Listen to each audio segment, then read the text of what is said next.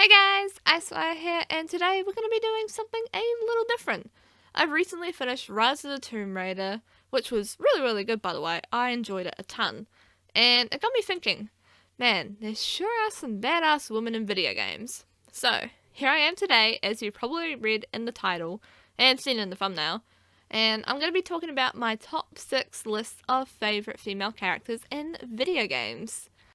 But, Ice, why don't you make a video about your favorite male characters? Are you some kind of feminist now? Why, of course, they're a random commenter from the internet. I actually plan on doing that. But you see, however, come closer. Just a little closer.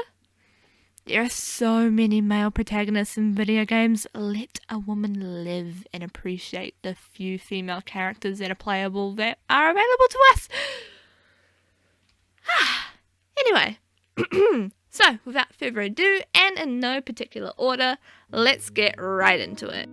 First off the bat, we have the smart-mouthed Ellie from the massively popular The Last of Us.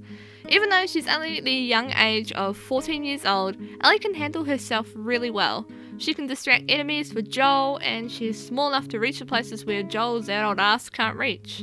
Then we as the player take control of her during the winter chapter, and while she is terrified of being captured by a creepy cannibal man and his crew, she manages to be an absolute savage, and she kicked all of their asses in the end. The thing I love about Ellie is that even though the world around her is harsh and unforgiving, she's still mostly positive. She's optimistic, she has a really good heart, and let's not forget her unyielding love for puns. Now, of course, the next game, The Last of Us Part 2, will be fueled by hate, according to director Neil Druckmann. So, while I am going to be sad that the happy-go-lucky Ellie I knew is going to be going away, I have fond memories of her as her 14-year-old self, and I am looking forward to seeing just how much she fucks shit up as a 19-year-old. Next up, we have our favourite Outkast turned Seeker. Aloy is another of my personal favourites. Now, she has been dealt a bad hand when it comes to life. As a baby, she had no family. The Nora tribe outlawed her since she didn't have a mother. And throughout her life, she was pretty much treated like shit by everyone for things she had no control over. And that really had me rooting for her from the start. Once you begin playing as Aloy when she's older, we see her go from a small, adorable child to a resourceful, highly skilled archer and fighter with a kind heart and a bit of a smart mouth on her. There's that moment with Bas the night before the proving where he's being a total dickbag to her, and then she just completely roasts him alive. Oh, are you gonna shut your mouth? Because that would be a surprise. And I've never felt more proud. So Aloy is a definite favourite of mine, and I think she will be for years to come. One of the most iconic female protagonists in video gaming, Lara Croft has come a long way. From her pixelated triangle-boobed roots, to the sexy reboot during the Tomb Raider Legends and Underworlds era, and to the reboot of 2013 with a young, scared Lara. What I love about Lara is that she's always been a badass, strong character. I grew up playing the Tomb Raider games, and Lara has always been, for me, an image of a woman who's strong, level-headed, and focused on whatever she's doing in her busy Tomb Raiding life. I remember when I was 4, I'd borrow my mum's phone to play games, and one of the games on there was like a random side-scroller Tomb Raider one. Fast forward to a few years later in my life, I picked up Tomb Raider Legend and Underworld, and my mind was completely blown by how awesome Lara Croft was. Anyhow, in the 2013 reboot, we see the kick-ass, sexy Lara Croft we've all grown to know over the years, young, scared, and not sure what she's getting herself into.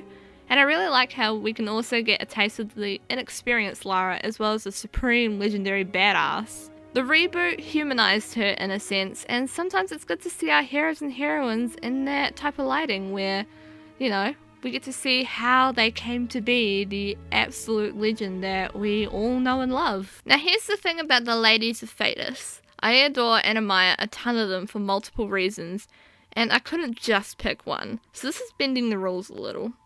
From Isabella, who's not afraid of anyone thinks of her while being quite proud and open of her sexuality at the same time. Seriously, that woman really loves banging.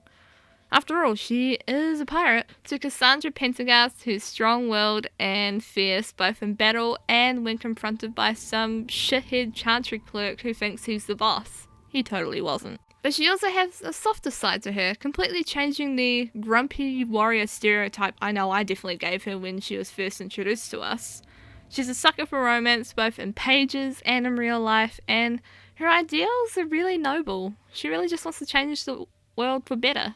Now, of course, those are just two of the multiple awesome women that you get to meet throughout the franchise. Not to mention Liliana and her kind heart and dedication to serving the Chantry, Wynn for being a motherly figure for the Warden and the rest of the party in Dragon Age Origins, Sarah for being her wacky wild self who manages to be oddly charming, and of course Morrigan, who's her own person, and while she may not be as powerful as her mother Flemeth, she definitely is a very powerful mage. And she's also quite witty in her own sort of introverted, sarcastic way. You stole them, didn't you? You're some kind of sneaky witch thief. How very eloquent. So it was very hard to pick just one lady from Phaedus, when each one is very unique in their own sense and they bring something special of their own to the table in regards to their character. Another iconic character that I simply couldn't leave off the list, Commander Shepard, is truly one of the best. Now of course Shepard can be either male or female depending on the player's choice, but in my personal playthrough I played as FemShep. When I started playing Mass Effect 1 I wasn't sure what to expect regarding the overall experience. I knew nothing about the game other than space and aliens. A couple hours in I had a stupid ass grin on my face, and that was because of the dialogue and the story. Shepard gets herself stuck into a situation that she didn't ask for when she touched the Promethean artifact, but from then on out she handles herself really well. She isn't losing her mind or panicking that much, she's just, okay, that happened. Let's continue with what we're doing and figure this shit out once we get the job done. And I think to push your own circumstances to the side for the cause of whatever mission you're on really made me admire Shepard a lot. And as the trilogy went on, the more I grew to really love FemShep. And of course, last but not least, Clementine. She may be young, but we have seen her character development from day one of the Telltale The Walking Dead games. We were introduced to her as a young, innocent little girl who becomes someone who's seen and lost too much for someone so young, as well as having to instantly grow up and adjust to the harsh new world around her. Then of course, with the recent The Walking Dead season, she's now all grown up and not one to mess with at all. There's also a moment in The Walking Dead A New Frontier where Clementine gets her period for the first time ever. Let me see if I can find a needle and thread for that. Clem, are you okay? I'm fine. I started bleeding. I know, it's a thing. I've traveled with women before, and they all had it. What is it? I mean, like, why is it? And she has absolutely no idea what the fuck is going on. And honestly, I can relate to that. When I first got mine, I had no idea what was going on either. I thought I was dying or I had a disease, so that moment was very relatable, and it really made me feel for Clementine because that moment in a girl's life is very awkward and painful, uncomfortable, and just all of the bad emotions. It's not a fun time, sadly. For those who enjoy the Telltale The Walking Dead series, I think we can all agree that you get super attached to Clementine right from the get-go. I know I spent my time doing my best to keep her from getting hurt and just generally trying to make sure she's happy despite her circumstances. Then comes the second game, and we're put into the small shoes of little Clem, and that moment where she gets bit by a dog, then locked up in a shed and has to stitch up her own arm is absolutely brutal. Yet at the same time, I know I gained a lot of respect for her, because fuck that shit. Anyway guys, that is my top 6 women in video games. Let me know down in the comments below what you thought. Was there someone you were hoping to see in the list? Who's one of your favourite ladies? As always, let me know down in the comments below. I hope you all enjoyed this video. It's taken me a while to make since I had to gather a lot of footage of the characters that I wanted to talk about. If you like this, please give it a like and subscribe if you are new, and consider checking out my Patreon, as it'll fuel the growth of my content's quality and the variety of said content. Anyway guys, that is Icewire signing off, and I'll see you introverts all later next time on the channel. Have a lovely day / night wherever you are in the world. Bye!